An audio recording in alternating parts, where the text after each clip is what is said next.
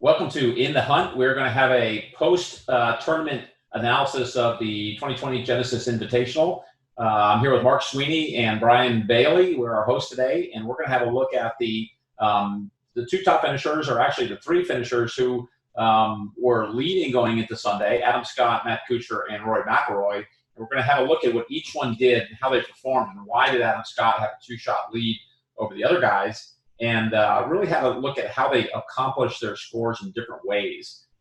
It's fascinating to see how many different ways you can actually shoot the same score, whether it's by better ball striking or better putting or better short game, and it'll really give you some insight into what it takes to win on PGA Tour. All right, Mark, let's dive in here. Let's take a look at Adam Scott was winning. He finished the tournament at 11 under. Hats off to him. And you can see his scoring average is basically 3 under per round. That got him to that number. And so inside of Game Forge, we always break things down into kind of an offensive mindset, which is your opportunities, which is ball striking, mainly in positions. And then what is your conversion rate, which is BIP, which is how many of my birdie opportunities did I actually convert. We know roughly 85% of all birdies come from that zone. So you can get a really good understanding of, on the offensive side, what they did by approach attacks and also how they converted. So go ahead, Mark, dive in there. Yeah, so the way we're going to look at this is his GFI, or the Game Forge Index, and this is Adam Scott just for last week. So his average score was 2.75 under par, and what we like to look at first is just kind of birdies versus bogeys. A top golfer is going to average about 4 birdies and 2 bogeys, and Adam averaged 5.25 birdies and 2 bogeys. So he had a very good offense, as we say. He's generating lots of birdies, and he minimizes bogeys down to 2 a round, which is kind of ideal. The one thing that's fascinating about this tournament was usually you have to go at least 4 under per round to win, and he won at 2.75 under per round under to win. And it just shows you how tough the scoring conditions were. I think this is the first time I've ever seen a score average at 2 or 3 under winning a golf tournament. It's usually, enough maybe for a top 20 or a top 10, but it's rarely ever enough to win a tournament. So it just shows how tough that was. Yeah. Riviera must have showed its teeth. Yeah, definitely. And we anybody who watched on Sunday will understand that, because they got chewed up in a few places on Riviera on Sunday. So here's what's interesting at Adam Scott. If you look at his fairway numbers, he didn't even hit 6 fairways per round. And we've said for a long time, something we've learned in Game Forge, which is fairways is actually a very poor predictor of score. And here we have the winner of the golf tournament being fewer than 6 fairways, which is about the lowest I think I've ever seen for a winner. But his in positions are high. He's almost at 9 in position. So that means even with hitting very few fairways, he managed to put his ball inside 20 feet for birdie almost 9 times per round, which is pretty high. Tour average is about 6.5 per round. So he managed to get the ball where he needed and create opportunities, which is obviously what we need to do in golf, is create opportunities, whether it comes from the fairway or not from the fairway, as in this case, Adam Scott did. What do you see there with this ball striking, Brian? Yeah, and I think the other fascinating part is, of the 9 in position, so 9 shots, he's hitting 13 greens. 9 of those are 20 feet in. 3.5 of those are actually 8 feet in. So again, it attests to his ball striking. He was striking the ball extremely well at Riviera, gave him tons of opportunities. And that's really going to matter when we start comparing him to Kuchar and Rory when they get on the putting green, what happened and how he was able to separate from the field. Yeah, so this is fascinating. So let's go down to his conversion block, which is basically how many putts did he make. Blackjacks are 8 feet in. In positions are the 9 to 20 foot range, and EGs stands for effective greens, which is 20 to 40 feet. Adam actually made 30% of his putts in the 20 to 40 foot range. That is unbelievable. Usually, 10% is about tour average. So he made a bunch of bombs out there, and these are on greens that are known to be particularly difficult. They're very steep. I saw a lot of 3% and 4% putts, and maybe even bigger, that people were making, and notoriously hard to read. But he was converting at a very high rate from his 20 to 40 feet. But even in his 9 to 20 foot range, the in position conversions, he's up at 38%. Again, tour average there is about 30%. So he putted really well all the way from 9 feet out to 40 feet. So he doubled down on having lots of opportunities, his 9 in positions, and he was converting a lot. And that really was his measure of success there, don't you think? Yeah, definitely. And Adam Scott's always been dinged as people would say, not one of the better putters on tour. but at distances 9 to 20 feet and inside of this tournament, he did well above the average and really held his own. Adam's known for missing shorter putts, and it kind of shows up there in his blackjack conversion, 64%. Tour average would be up over around 74%. So he lost a little bit so he missed some shorter putts that are made by the field. But again, his long putting was so good that it outweighed anything that he might have lost on the shorter putts. So again, at a 60% conversion rate at BIP overall, making 60% of opportunities, that gave him a chance to win, and he showed that he could do it. Yeah, so let's have a look now at Matt Kuchar, who finished second, and let's see how he did things differently, because I think this is fascinating to look at. So Matt Kuchar was 2.25 under par per round. His fairways were relatively low also, but look at his in positions. So Adam Scott was at almost 9, and Matt was only at 5 1/4. So Adam Scott per round had almost four more opportunities per round, which is 16 more birdie opportunities per tournament just about than Matt Kuchar did. But what Kuchar did here is he putted better. He was kind of average on his 20 to 40 foot range here in the effective green conversions. But look at his 9 to 20 footers. He made 54% of all of his putts 9 to 20 feet, and he made 100% of his birdie putts 8 feet and in, which just shows there's multiple ways to create a score. Even though Matt had fewer opportunities, he converted at a higher rate. Definitely. And if you look at his overall BIP number of 80%, so he actually was 20% better on the green at converting birdie than Adam Scott. But the problem with Kuchar and why he couldn't find those extra couple strokes to kind of take over the lead is he didn't have enough opportunities, even though he maxed the ceiling because he was making everything pretty much via birdie putt. But his ceiling was kind of low, where Adam Scott's ceiling was much higher, and he kind of just utility knifed it, did kind of an average 60% conversion rate, and that allowed him to separate. Once again, the ball striking piece is really what kind of held Kuchar back.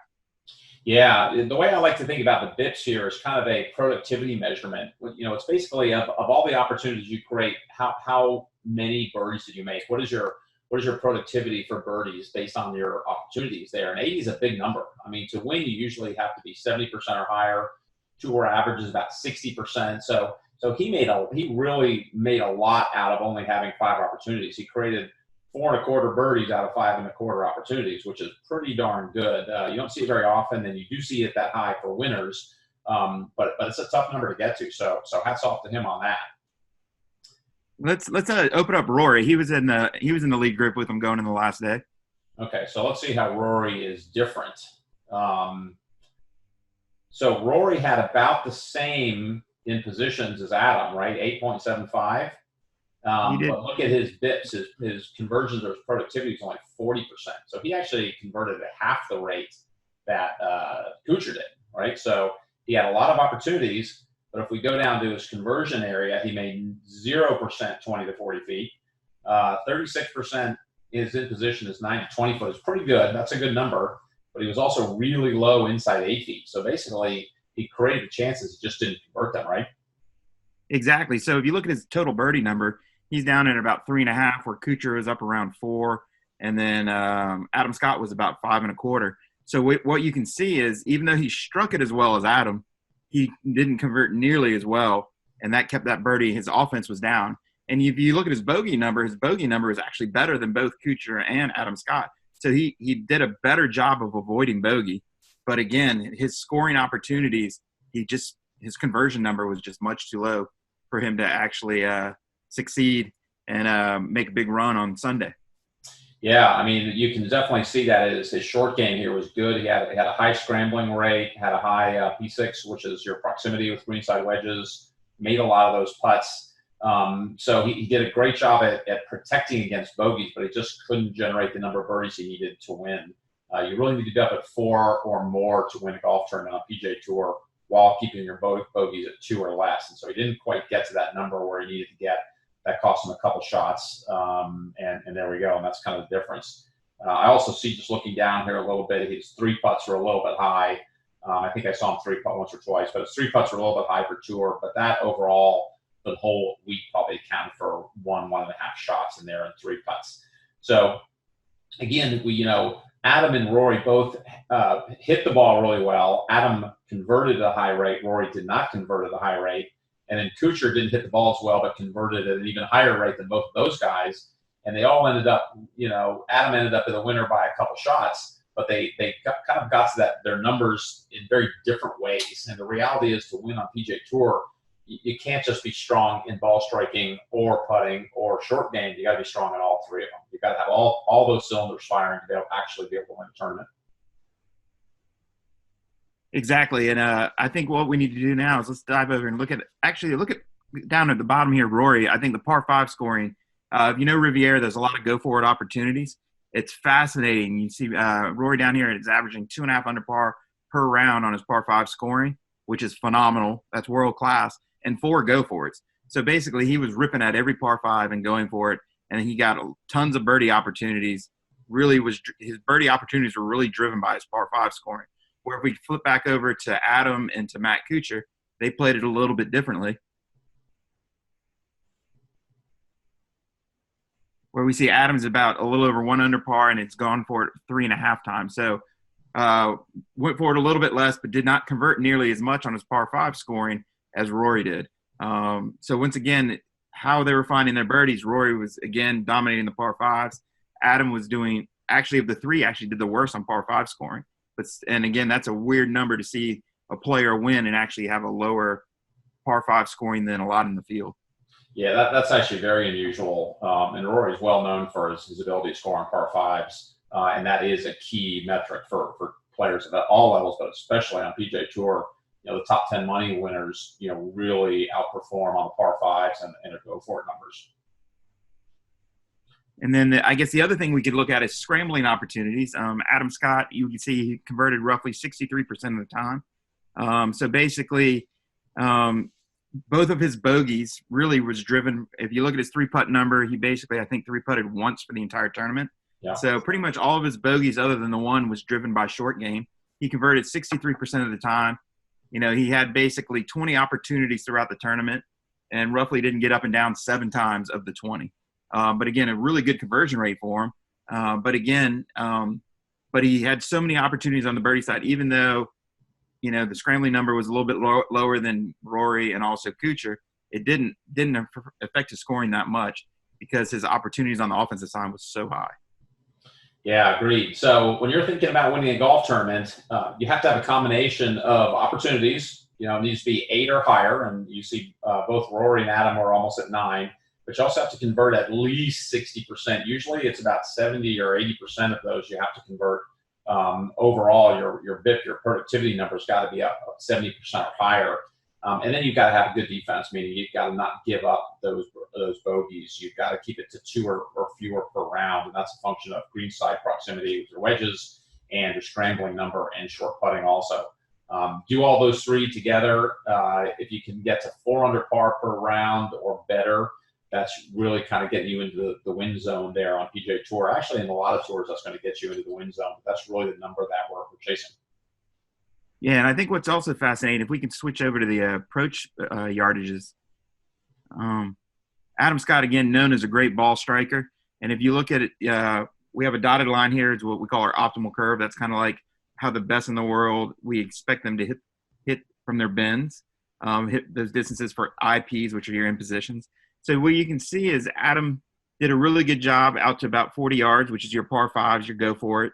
And then kind of his biggest density zone is really from this 140-ish to about 180. You can see he was at above pretty much the whole way. So the shots that he had the most, he had actually the most opportunities from that.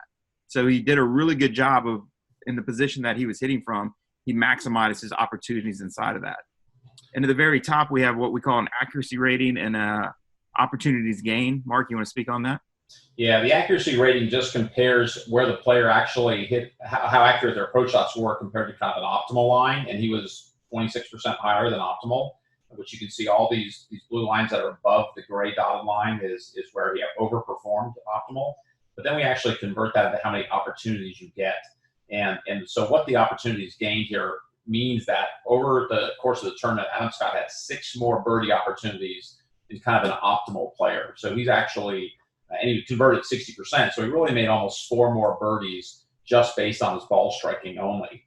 That's obviously enough to be the margin of error for winning or not winning there. But he did a great job with his ball striking accuracy, converted at a high enough rate that gave him the advantage. Exactly. And if we looked at the GFI, we know that Rory hit it roughly as well.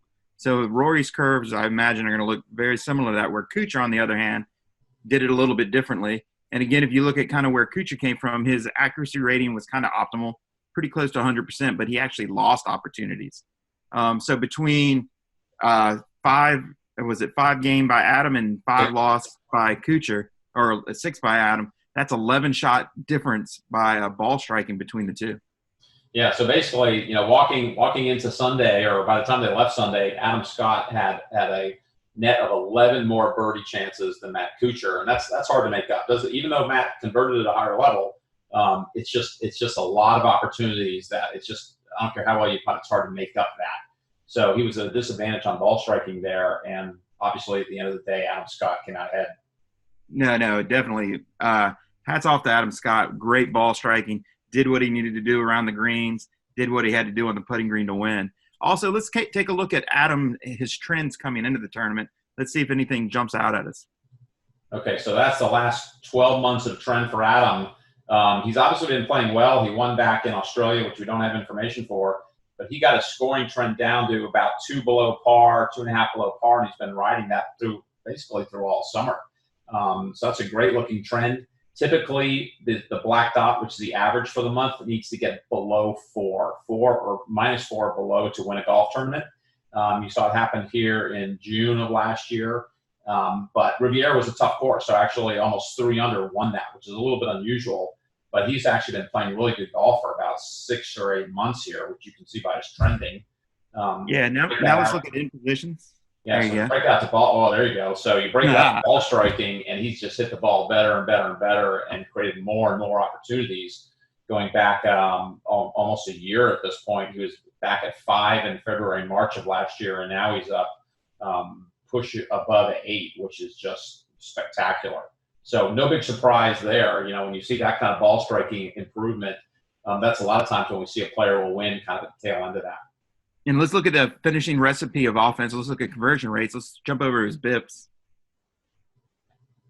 Yeah, so his BIPs are pretty level, about 60, which is about 2 or average. But even though his conversions are fairly average throughout this time period, he had more and more and more opportunities, and that results in a better score. So ball striking really drives his scoring. Yeah, no question there. That's awesome. Anyway, we will be continuing to look at winners each week. We'll have a look and do an analysis for you. If you have any questions about what you'd like us to analyze for you, just let us know. Send us a note. Otherwise, it's Mark Sweeney here with Game Forge Golf and Brian Bailey, and hope you enjoy this video. Thank you.